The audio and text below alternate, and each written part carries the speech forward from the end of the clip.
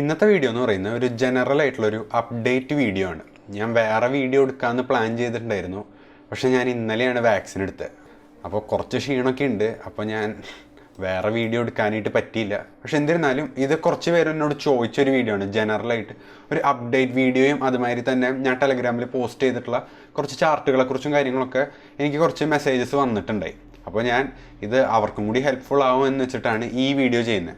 അപ്പോൾ കുറച്ച് പേരിനോട് ചോദിച്ചുകൊണ്ട് ഞാൻ ഈ നിഫ്റ്റിയുടെ ഒരു ജനറൽ അപ്ഡേറ്റും അതുമാതിരി തന്നെ ഞാൻ എടുത്തിട്ടുള്ള അല്ലെങ്കിൽ സ്വിംഗ് ട്രേഡുകൾ കുറച്ച് ടെലഗ്രാമിൽ പറഞ്ഞിട്ടുള്ളതിനെക്കുറിച്ചും അങ്ങനത്തെ കുറച്ച് കാര്യങ്ങൾ ഞാൻ നിങ്ങൾക്ക് ഈ വീഡിയോയിൽ പറഞ്ഞുതരാം. അപ്പോൾ ആദ്യം തന്നെ നമുക്ക് നിഫ്റ്റിയുടെ അപ്ഡേറ്റ് ചെയ്യുന്ന തുടങ്ങാം. കുറേ പേര് ചോദിക്കുന്നുണ്ട് നിഫ്റ്റി ക്രാഷ് ചെയ്യുമോ, അല്ലെങ്കിൽ വലിയ കറക്ഷൻ നടക്കുമോ, അല്ലെങ്കിൽ 16,000 ബ്രേക്ക് ചെയ്യുമോ എന്നൊക്കെ ചോദിക്കുന്നുണ്ട്. അപ്പോൾ നമുക്ക് പ്രെഡിക്റ്റ് ചെയ്യാനായിട്ടൊന്നും പറ്റില്ല. നമുക്ക് ആകെ ചെയ്യാൻ പറ്റുന്ന കാര്യം ഇതിൻ്റെ കുറച്ച് പോസിബിലിറ്റീസ് ഉണ്ട്, കുറച്ച് ഔട്ട്കംസ് ഉണ്ട്. അപ്പോൾ ആ ഔട്ട്കംസിനനുസരിച്ച് നമുക്ക് കാര്യങ്ങൾ നമ്മുടെ ട്രേഡിങ്ങിൽ മാറ്റം വരുത്താനാണ് നമുക്ക് പറ്റുള്ളൂ. അല്ലാണ്ട് നിഫ്റ്റി ഇപ്പോൾ 16,000 അടിക്കോ കറക്ഷൻ നടക്കുമോ എന്നൊന്നും എനിക്ക് പറയാനായിട്ട് പറ്റില്ല, ആർക്കും പറയാനായിട്ട് പറ്റില്ല. അപ്പോൾ നമ്മൾ കുറച്ച് പോസിബിൾ ഔട്ട്കംസ് നോക്കും, എന്നിട്ട് അതിനനുസരിച്ച് നമ്മൾ നമ്മുടെ ട്രേഡിങ്ങിൽ മാറ്റങ്ങൾ വരുത്തും.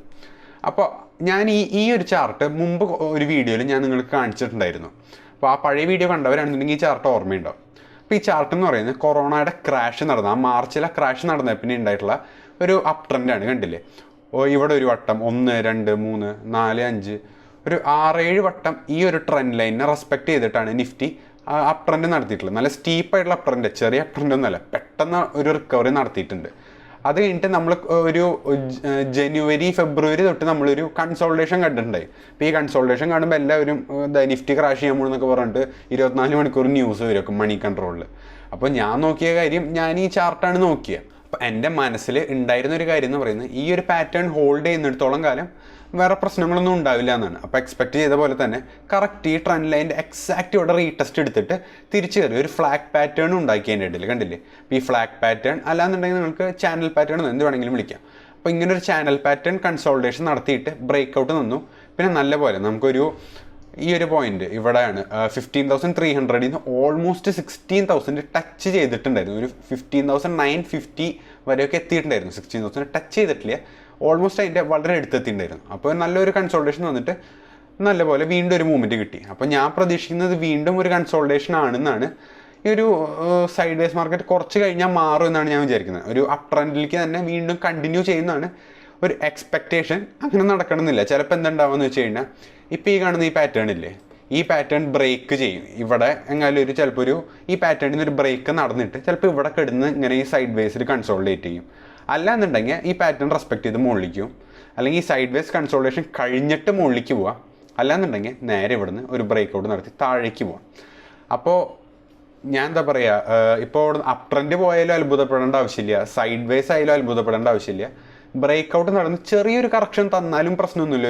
ഞാൻ പറയുന്ന എന്താ പറയുക, ഒരു 14,500 ആ ലെവലിലേക്കൊക്കെ പോയി കഴിഞ്ഞാലും നോർമലായിട്ടുള്ളൊരു സംഭവമാണ്. ഇത്രയും വലിയൊരു റാലി നടത്തി കഴിഞ്ഞാൽ എന്തായാലും ഒരു കറക്ഷനോ അല്ലെങ്കിൽ ഒരു കൺസോൾട്ടേഷനോ പ്രോഫിറ്റ് ബുക്കിംഗ് എന്തെങ്കിലും കാണണ്ടേ. അപ്പോൾ ഇതുവരെ ചെറിയ തോതിലാണ് നമ്മളിവിടെ കണ്ടത്, ഒരു സൈഡ് വേസ് മാർക്കിൻ്റെ രൂപത്തിൽ. അത് കുറച്ചും കൂടി കാലത്തേക്ക് കണ്ടാലും വേറെ എന്താ പറയുക, പാനിക് ആവേണ്ട കാര്യമൊന്നും ഇല്ല എന്നാണ് എനിക്ക് തോന്നുന്നത്. അപ്പോൾ അതാണ് എൻ്റെ ഒരു വ്യൂ.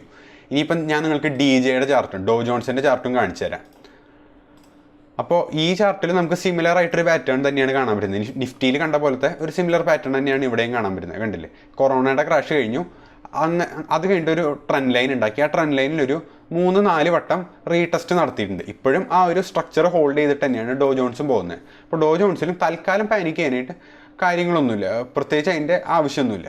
അപ്പോൾ അതാണ് നിഫ്റ്റിയുടെ അപ്ഡേറ്റ് എന്ന് പറയുന്നത്. നമുക്ക് ഞാൻ റെക്കമെൻഡ് ചെയ്തിട്ടുള്ള, അല്ലെങ്കിൽ ഞാൻ ടെലഗ്രാം ഗ്രൂപ്പിൽ ഇട്ടിട്ടുണ്ടായിരുന്ന കുറച്ച് സ്റ്റോക്കുകളുടെ അപ്ഡേറ്റ് നിങ്ങൾക്ക് ഞാൻ ആദ്യം തരാം. അപ്പോൾ ഏറ്റവും അവസാനം ഞാൻ ഇട്ടത് അതുൽ ഓട്ടോ എന്ന് പറഞ്ഞ ഒരു കമ്പനിയെ കുറിച്ചാണ്. അപ്പോൾ അതുൽ ഓട്ടോയിൽ ഞാൻ ട്രേഡ് എടുക്കണ്ടെന്ന് പറഞ്ഞിട്ടുണ്ടായിരുന്നു ഞാൻ ഇട്ട ദിവസം.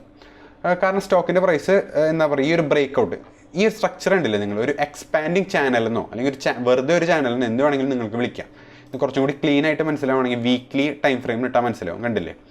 ഒരു നല്ലൊരു എക്സ്പാൻഡിങ് ചാനൽ പാറ്റേൺ അല്ലെങ്കിൽ ഒരു ചാനൽ പാറ്റേൺ ആയിട്ടാണ് അതിലോട്ടോ പോകുന്നുണ്ടായിരുന്നത്. അങ്ങനെ ഈ ഒരു ദിവസം ഞാൻ ഡെയിലി ടൈം ഫ്രെയിമിലേക്ക് ഒന്നുകൂടി മാറ്റാം. ഈ ഒരു ദിവസം 13 ജൂലൈയിൽ നല്ല പോലെ വോളിയത്തിൽ, അതിന് മുമ്പൊന്നും അത്രയും വോളിയം നമ്മൾ കണ്ടിട്ടില്ല. അപ്പോൾ വളരെ നല്ലൊരു വോളിയത്തിൽ ഒരു ബ്രേക്ക് ഔട്ട് നടന്നിട്ടുണ്ട് അതിലോട്ടോയിൽ ജൂലൈ 13. അപ്പോൾ ഇത് നല്ല പോലെ ഒരു റാലി നടത്തിയിട്ടുണ്ട്. അന്നത്തെ ദിവസം ഓൾമോസ്റ്റ് എനിക്ക് തോന്നുന്നത് 15% മുകളിൽ കണ്ട് നീങ്ങിയിട്ടുണ്ടെന്നാണ് എൻ്റെ ഓർമ്മ. ഓൾമോസ്റ്റ് 17-18% റാലി നടത്തിയിട്ടുണ്ടായിരുന്നു. അപ്പോൾ നോർമലാണ് പ്രോഫിറ്റ് ബുക്കിംഗ്. ഈ ഒരു ട്രെൻഡ് ലൈൻ സപ്പോർട്ടിലൊക്കെ ട്രേഡ് എടുത്തവർ എന്തായാലും പ്രോഫിറ്റ് ബുക്ക് ചെയ്തിട്ടുണ്ടാവും. അപ്പോൾ അങ്ങനെ നിൽക്കുന്ന ഒരു പോയിന്റിൽ ട്രേഡിൽ എൻ്റർ ചെയ്ത് കഴിഞ്ഞാൽ ഒരു കൺസോളിഡേഷനോ അല്ലെങ്കിൽ ഒരു ചെറിയ രീതിയിൽ ഇങ്ങനെ സൈഡ് വേസ് ഒക്കെ എക്സ്പെക്റ്റ് ചെയ്യാവുന്ന കാര്യമാണ്. ഞാൻ എൻ്റെ എൻട്രി എടുത്തത് 222-ലാണെന്ന് തോന്നുന്നു. ഞാൻ ടെലഗ്രാമിൽ അപ്ഡേറ്റ് ചെയ്യുമ്പോൾ അത് 220 ആ ഒരു റേഞ്ചിലായിരുന്നു നിൽക്കണ്ടായിരുന്നത്.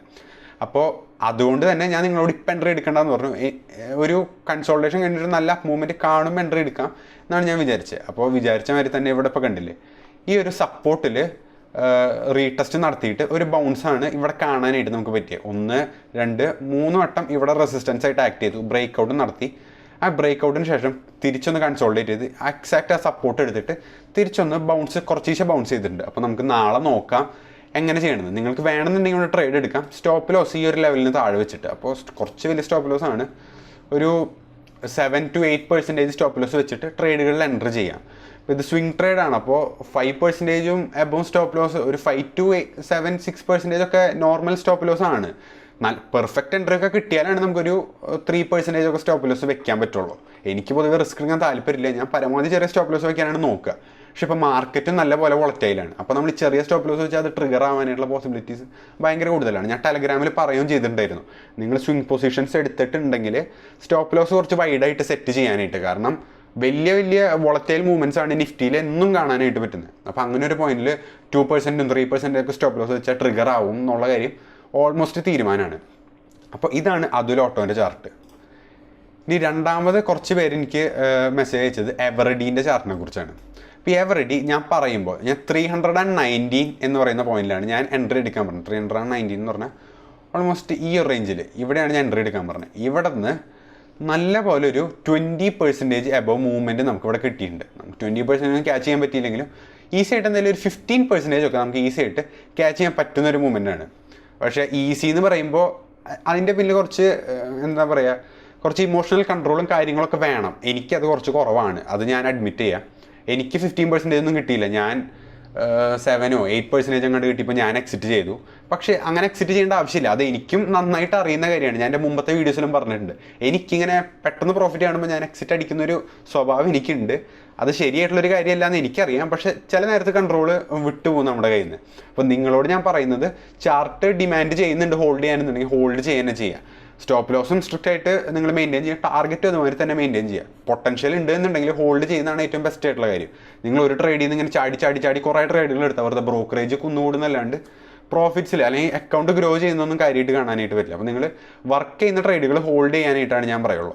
അപ്പോൾ ഇവിടെ ഇപ്പോഴും എവറഡി ഒരു ഹോൾഡാണ് എൻ്റെ ഒരു അഭിപ്രായത്തിൽ. ഞാൻ എക്സിറ്റ് ചെയ്തു കേട്ടോ, ഞാൻ ആ കാര്യം പറയാം.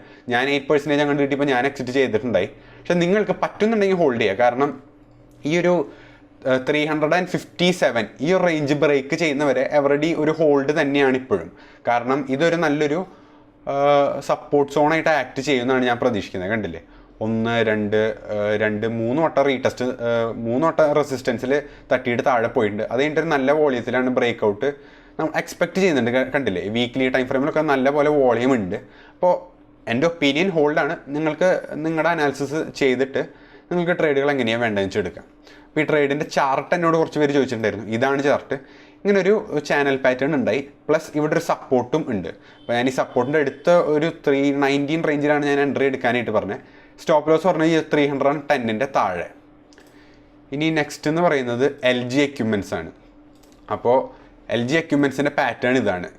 അത്ര ഒരു പെർഫെക്റ്റ് ചാനൽ പാറ്റേൺ ഒന്നും അല്ല, ഒരു റഫായിട്ടൊരു ചാനൽ പാറ്റേണും ആ ചാനൽ പാറ്റേണിൻ്റെ ഉള്ളിൽ ഒരു ട്രയാങ്കിൾ പാറ്റേണും ഉണ്ടായിട്ടുണ്ട്. അപ്പോൾ ഞാൻ എൻട്രി എടുക്കാൻ പറഞ്ഞിട്ടുണ്ടായിരുന്നത് 219 റേഞ്ചിലാണ് എന്നാണ് എൻ്റെ ഓർമ്മ. 219, 217 ആ റേഞ്ചിലാണെന്ന് എൻ്റെ ഓർമ്മ. അപ്പോൾ ഒരു ബ്രേക്ക് ഔട്ട് ഞാൻ എക്സ്പെക്റ്റ് ചെയ്തിട്ടുണ്ടായിരുന്നു. ബ്രേക്ക് ഔട്ട് നടന്നപ്പോഴാണ് ഞാൻ എൻട്രി എടുക്കാനായിട്ട് പറഞ്ഞിട്ടുണ്ടായിരുന്നത്. ഇവിടെയാണ് ഞാൻ എൻട്രി എടുക്കാൻ പറഞ്ഞതെന്നാണ് എൻ്റെ ഓർമ്മ, ഈ ഒരു ബ്രേക്ക് ഔട്ടിൽ. പക്ഷേ തിരിച്ച് ഒരു കറക്ഷൻ നടത്തി ഈ ഒരു സപ്പോർട്ടിൽ എടുത്തു. ഞാനപ്പോൾ എൻ്റെ സ്റ്റോപ്പ് ലോസ് എനിക്ക് ഓർമ്മ വരുന്നില്ല. ടെലഗ്രാമിൽ ഞാൻ എന്തെങ്കിലും അപ്ഡേറ്റ് ചെയ്തിട്ടുണ്ടായിരുന്നു. ഞാൻ ഒരു കാര്യം പറഞ്ഞിട്ടുണ്ടായിരുന്നു. ഞാൻ ആ സ്റ്റോപ്പ് ലോസ് ഇട്ടതിന് ശേഷമാണ് പറഞ്ഞത് നിങ്ങൾ കുറച്ചും കൂടി വലിയ സ്റ്റോപ്പ് ലോസ് വെക്കണം, കാരണം മാർക്കറ്റ് വോളറ്റൈലാണെന്ന്. ഞാനപ്പോൾ LG എക്യുപ്മെൻറ്റ്സ് ഇപ്പോഴും ഹോൾഡ് ചെയ്യുന്നുണ്ട്, കാരണം മാർക്കറ്റ്സ് നല്ലപോലെ വോളറ്റൈലായിരുന്നു. അപ്പോൾ ഒരു കറക്ഷനോ അല്ലെങ്കിൽ ഒരു കൺസോൾട്ടേഷനോ ഒക്കെ ഞാൻ എക്സ്പെക്ട് ചെയ്തിട്ടുള്ള ഒരു കാര്യമായിരുന്നു. അപ്പോൾ ഇപ്പോഴും ഞാൻ ഹോൾഡ് ചെയ്യുന്നുണ്ട്. ഒരു ചെറിയ പ്രോഫിറ്റിലോ അല്ലെങ്കിൽ കോസ്റ്റിലാണ് ഞാൻ ഹോൾഡ് ചെയ്യുന്നത്. അപ്പോൾ ഇതാണ് LG എക്യുപ്മെൻറ്റ്സിൻ്റെ ചാർട്ട്. ഇപ്പോൾ ഇവിടെ നല്ലപോലെ വോളിയം കാണിച്ചിട്ടുണ്ട്, ഡേ ക്യാൻഡിലിൽ ഇവിടെ നല്ല വോളിയം കാണിച്ചിട്ടുണ്ട്. അപ്പോൾ നമുക്ക് നോക്കാം, ഏർണിങ്സും വരുന്നുണ്ട് LG എക്യുപ്മെൻറ്റ്സിൻ്റെ. അപ്പോൾ നമുക്ക് നോക്കാം എന്തുണ്ടാവുകയെന്ന്. ഇനി നെക്സ്റ്റ് M&M ആണ്. M&Mൻ്റെ ചാർട്ടും ഈ ഒരു ട്രയാങ്കിൾ പാറ്റേണിൻ്റെ ഈ ഒരു ട്രെൻഡ് ലൈൻ സപ്പോർട്ടിലാണ് ഞാൻ എൻട്രി പറഞ്ഞത്.